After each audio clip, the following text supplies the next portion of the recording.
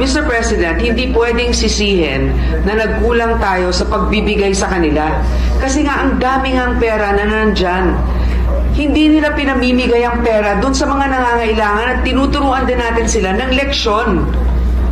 Kinailangan pa ba natin na i-zero talaga si PhilHealth to free up 74 billion pesos, Mr. President?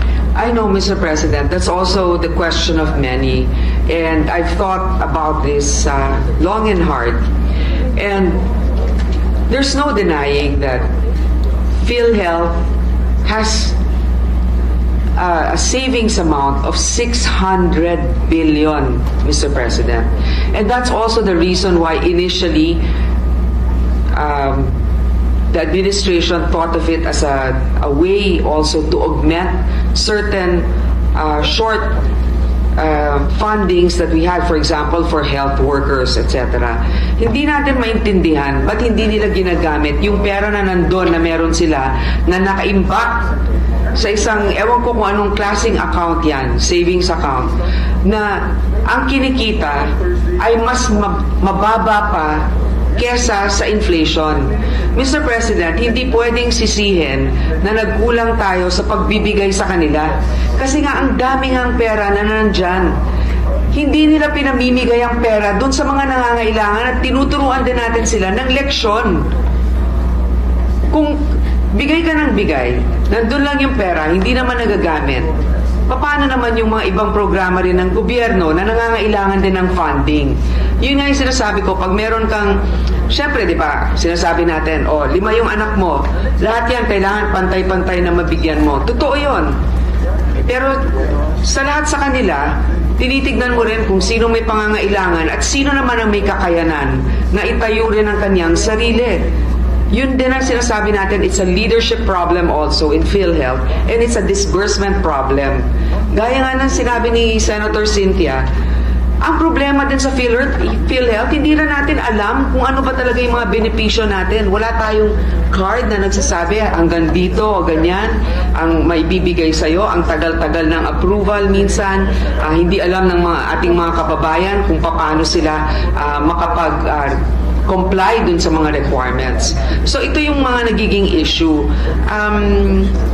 Hindi sila kulang sa pera. At alam ko yung iba talagang pinagdidiinan nito. Pero 600 billion ang meron sila. Samantalang ang dami natin din pangangailangan pagdating sa edukasyon, pagdating sa infrastruktura.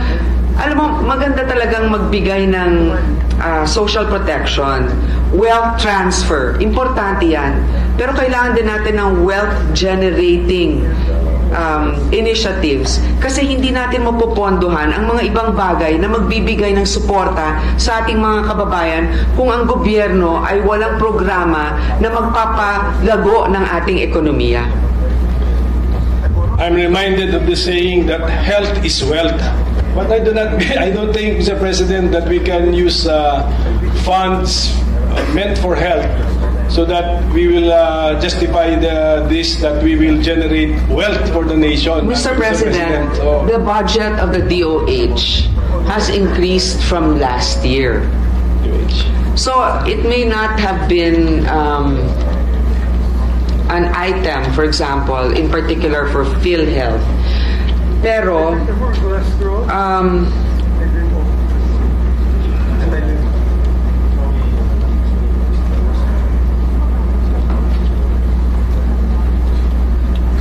meron naman pong increase na nangyari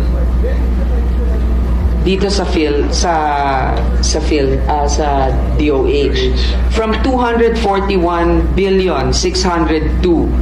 in 2024. Yung BICAM natin nasa 247,923. So we are, of course, health is wealth. That's very important. But also, health, the financial situation of our country, the economy, and wealth-generating initiatives are important so that we can support social protection initiatives such as the health sector. PhilHealth, ito ang isang very contentious. Okay?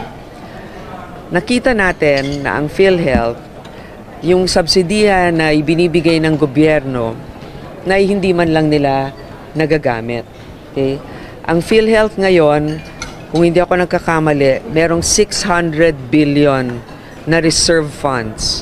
Nakadeposito lang yan sa, ewan ko kung anong account nila nilalagay, but definitely kung anong kinikita niyan, mas maliit pa mas mababa pa sa inflation. So, lugi pa yung gobyerno. So sa ngayon, ang PhilHealth ay hindi nabigyan ng budget sapagkat kailangan nilang gamitin muna yung kanilang reserve funds na kung nakikita ninyo, marami na ngang nagagalit dahil hindi nabibigyan ng tamang reimbursement.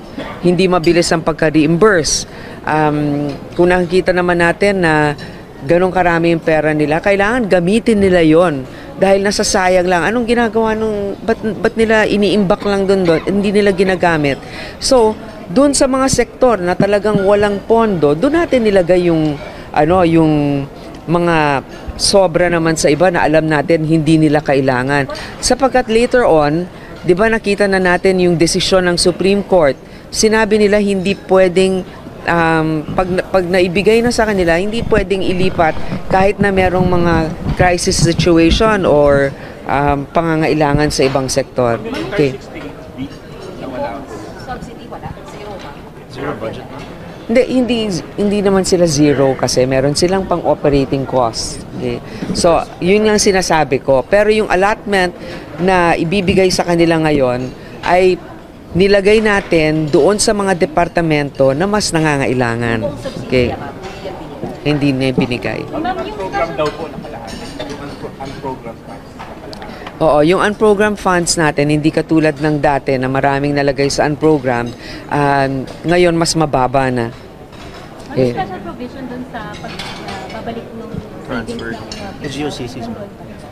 Yung mga GOCCs, yung mga savings nila na ibabalik. Ay, wala na. Hindi na natin nilagay kasi nga nagkaroon na ng desisyon ng Korte Suprema. Ma'am, last Okay. na lang po. Ma'am, paano assurance po na yung AKAP di magagamit for the elections next year? Malinaw naman yung malinaw yung provision. Sa tingin ko, mas mabuti nang kayo na mismo ang tumingin doon sa provision na ilalagay natin. Kasi hindi ko na, mahirap na, baka may maiwan ako na dapat kong nasabi ukol dito. Ma'am, yung sa Okay, thank OVP you. po, kaya po ba hindi na nag-increase dahil hindi na humingi ang OVP na increase? Well, unang-una, hindi naman sila informally or formally humingi na ng increase. Kung meron man nasasabi siguro sa inyo through the media, pero hanggang dun sa pag-submit namin ng committee report, wala pa namang hiniling. At kung nandun kayo nung ating pagdinig, committee hearing with the Vice President's office, sabi nila, we'll leave it to Congress. But kahit naman sinabi nila yon, siniguro pa rin natin dahil may mandato din ng Vice President. So, siniguro natin na may pagkakataon pa sila sa social services. Merong about 600 million na pwede nilang gamitin para doon. Calendar